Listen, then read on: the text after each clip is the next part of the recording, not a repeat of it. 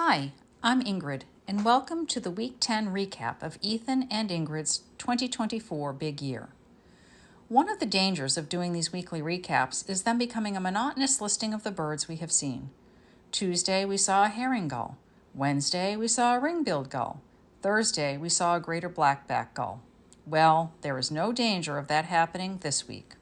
It all started with the ferruginous hawk, a large, uncommon raptor of arid grass and farmland. This was a target bird for us, and Ethan and I were determined to find one before we left Central Texas.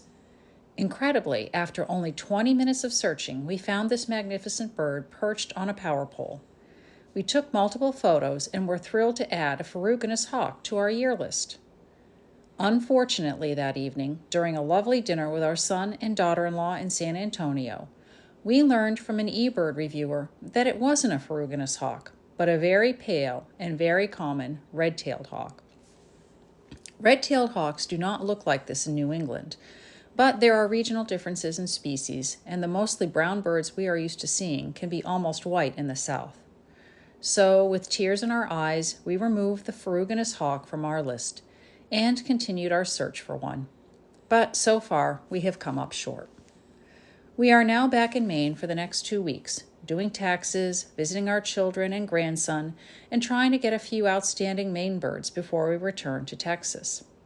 Target bird 1 is the purple finch. Some years, this is an extremely common bird, coming to our feeders and singing loudly in the morning.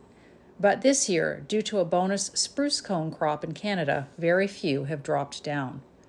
A friend a few towns over has 3 purple finches visiting her feeders, but they were uncooperative on Thursday's visit to her house.